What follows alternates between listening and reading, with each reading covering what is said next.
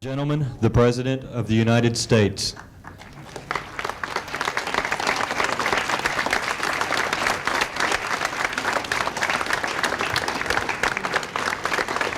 Well, I want to tell all of you how much I've looked forward to having you here today. Please sit down. And saluting your efforts as youth volunteers. Since our first days in office, encouraging the kind of volunteer work you do has been one of our highest priorities. Now, this doesn't stem from any pride of authorship. Believe me, nobody in this administration thinks that we invented volunteerism. From the foundation of our republic to the taming of the frontier right up to modern times, and your wonderful work, volunteerism, the idea of neighbor helping neighbor, has been one of the distinguishing marks of the American experience and one of the primary causes of our nation's greatness. I don't think many of us realize how very unique we are in this country. There aren't very many countries where it's done this way. I'm sure many of you've heard or read about the works of a Frenchman named de Tocqueville. He was very famous. He wrote remarkably accurate accounts of America back in the mid-1800s in a book called Democracy in America. He had come here especially from France to see what was the reason for this great miracle of the United States. And one of the things that truly astonished him was the extraordinary capacity that Americans have for identifying a social problem, forming a self-help group of a fraternal, religious, or charitable nature, and then pitching in to solve the problem. So volunteerism was hardly our idea. It's always been a great American tradition. But what motivated our efforts to revitalize volunteerism and stimulate private sector initiatives was the lack of emphasis put on it during much of the 1960s and 1970s.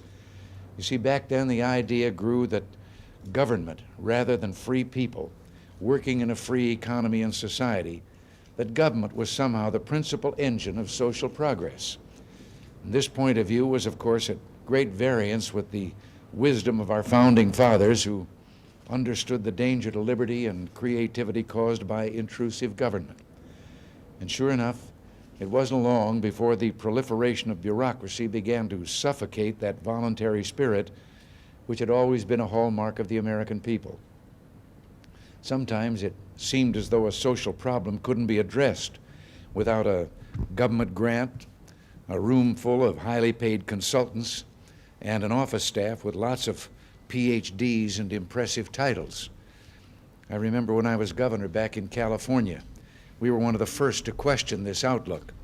And at the time, we were helped by the publication of a remarkable book called Reclaiming the American Dream by Richard Cornell, a book that questioned the role of big government and showed how volunteerism could work in America. Well, we adopted many of its ideas in our California administration, and we're continuing them here in Washington today. And I remember another experience from those California days that I think has meaning for all of you. It was one of those nights in the storm season, and down at Newport Beach, those homes, those beach homes all along the waterfront were being destroyed by an unusually high tide and the high waves that went with it. And they were hitting those homes, and they were crumbling and being washed away into the ocean.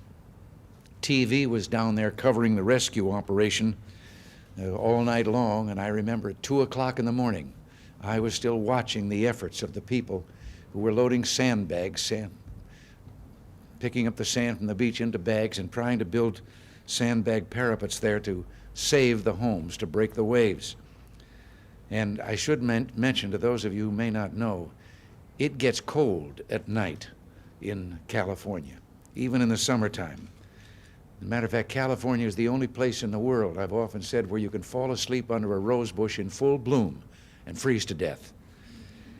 Well, anyway, watching them, there was one young fellow there, dripping wet, in swimming trunks. He had to be cold, but back and forth, lugging those sandbags, building those parapets. And suddenly one of the TV reporters grabbed him and asked him if he lived in one of those houses. And no, he didn't live down at the beach at all. And finally, the question came, well then, been working all night in just a pair of trunks, wet, cold, out there. Why? Why was he doing this? And the answer was so poignant.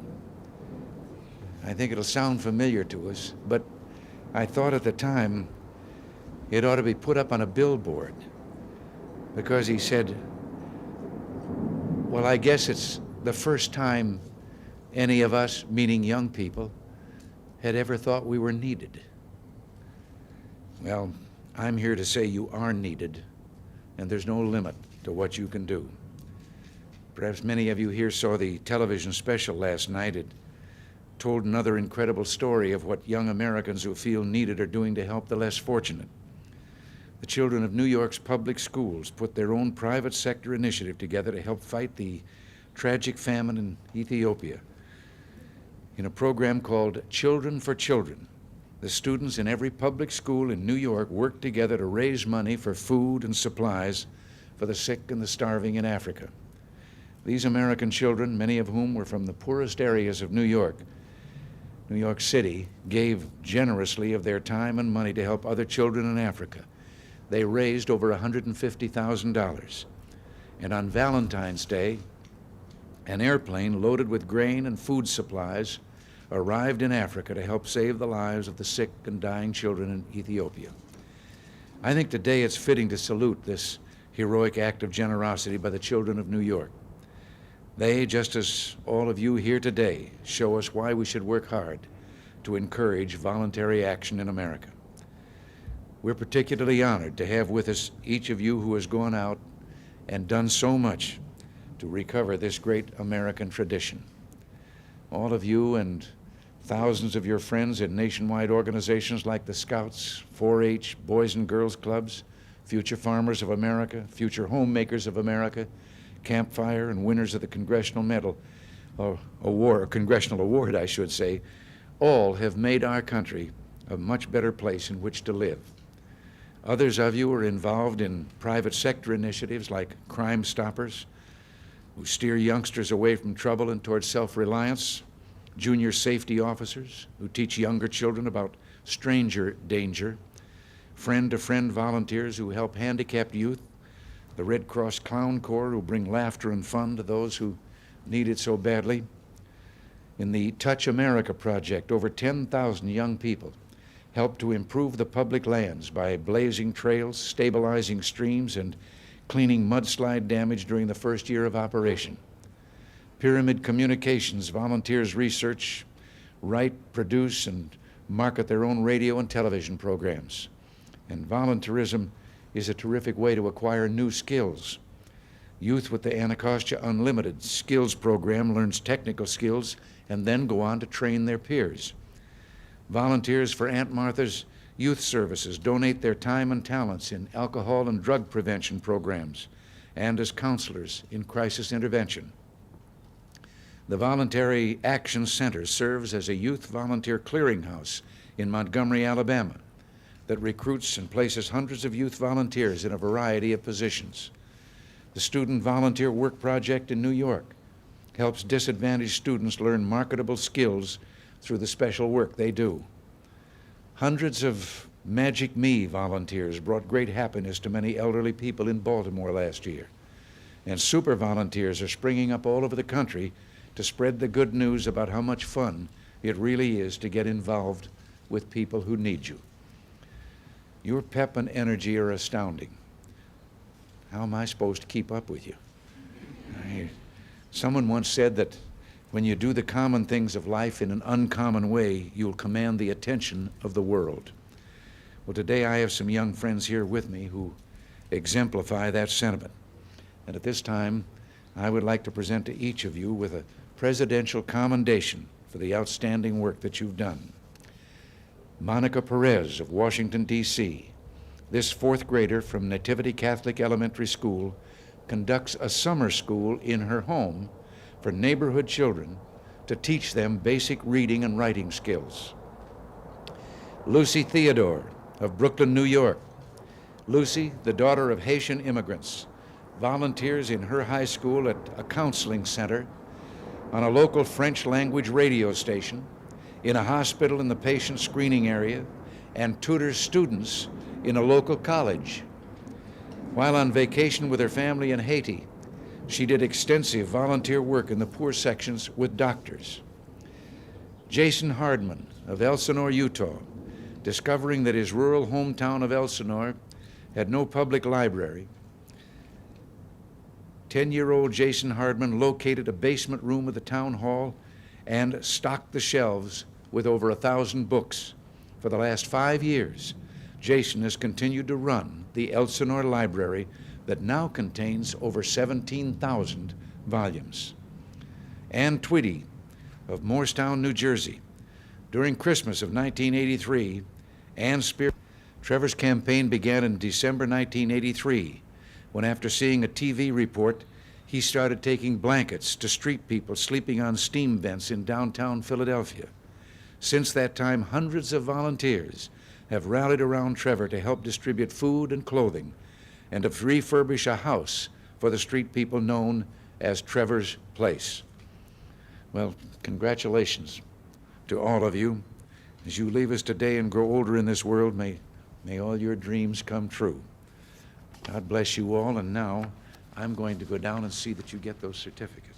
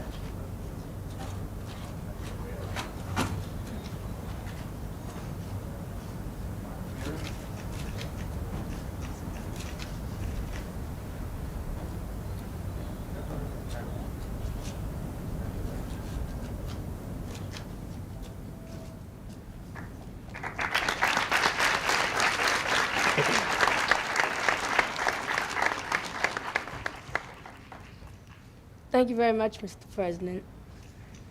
I'd like to thank everybody for all their help, and I'd like to thank Mr. President for the certificate, and I'm accepting it for all the volunteers who give and do, not because they're paid to do it. And there's this one little paragraph I memorized. I am only one, but still I am one. I cannot do everything, but still I can do something.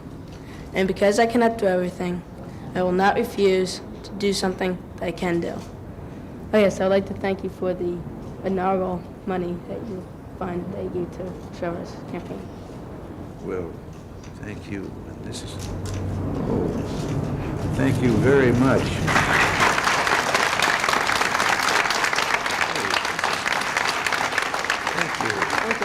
Thank you very much.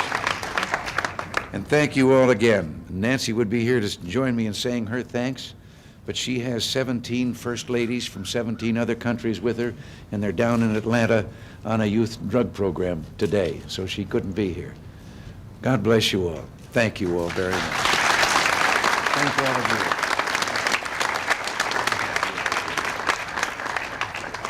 President, Senator Dole says your visit to Pittsburgh would be less than appropriate, sir. Are you considering changing your plan? I'm just considering putting this on my desk.